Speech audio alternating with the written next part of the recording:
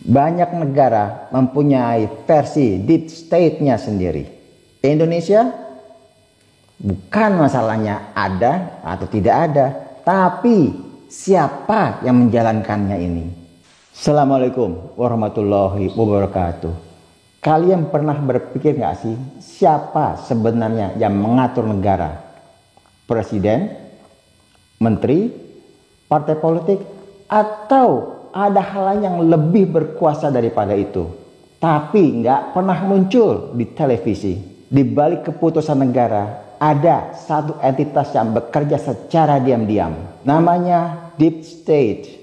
Kedengarannya seperti konspirasi, tapi jejaknya nyata di berbagai negara termasuk Indonesia.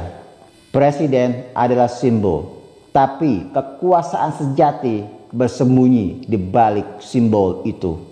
Itulah deep state, kekuatan tetap yang gak pernah ikut pemilu dan bisa menentukan kedamaian, perang, bahkan hidup dan matinya seorang pemimpin.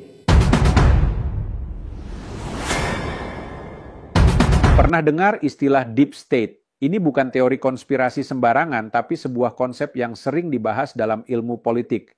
Deep state merujuk pada jaringan informal atau tidak resmi yang beroperasi di dalam institusi negara, seringkali di luar kendali pemerintah yang terpilih secara demokratis.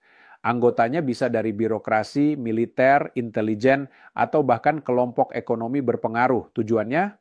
Konon, untuk mempertahankan kepentingan tertentu, terlepas dari siapa yang sedang berkuasa. Mereka bekerja di bawah permukaan, mempengaruhi kebijakan, bahkan mungkin menghalangi agenda reformasi. Karena sejarah panjang dominasi militer dalam politik, kuatnya pengaruh oligarki bisnis, serta birokrasi yang terkadang sulit ditembus. Kasus-kasus seperti korupsi yang terstruktur, sulitnya reformasi di sektor-sektor tertentu, atau bahkan permainan di balik layar dalam kebijakan publik sering dikaitkan dengan adanya aktor-aktor di balik layar yang memiliki agenda tersembunyi. Istilah deep state ini pertama kali populer di Turki yang menggambarkan intelijen, militer, bahkan kelompok yang mengatur suatu negara di balik layar. Di balik keputusan besar di Amerika, itu ada CIA, NSA atau National Security Agency, dan juga ada Pentagon. Bahkan sebagian pihak mengklaim bahwa presiden adalah wayang, sedangkan dalangnya adalah mereka. Mungkin kalian ingat pada tahun 2013 ketika Edward Snowden membocorkan bahwa NSA menyadap semua data, bukan hanya data dari Amerika atau masyarakat Amerika, tapi miliaran data pengguna ponsel di dunia. Bahkan CIA pernah melakukan Operation Mockingbird, dan puncaknya itu pada tahun 1970. Tujuannya adalah untuk mengontrol, menyusup, mempengaruhi media massa, baik yang ada di dalam Amerika ataupun di luar Amerika Serikat. Pertanyaannya adalah, kenapa deep state tidak pernah tersentuh?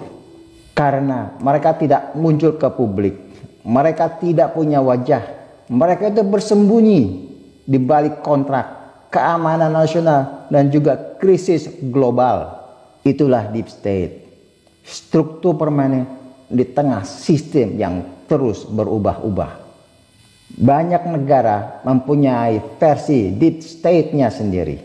Indonesia bukan masalahnya ada atau tidak ada, tapi siapa yang menjalankannya ini? Apakah itu intelijen, militer, elit politik, atau mungkin juga konglomerat? Contohnya, lihat saja kebijakan-kebijakannya yang terus jalan walaupun presidennya berganti. Atau proyek-proyek strategis yang diamankan dari kritik publik. Deep state ini bukan fiksi, bukan juga teori, dia ini nyata. Lebih nyata dari apa yang mau diakui oleh pemerintah. Mereka tidak butuh kursi presiden, karena dari bayangan mereka memegang penuh tombol kekuasaan.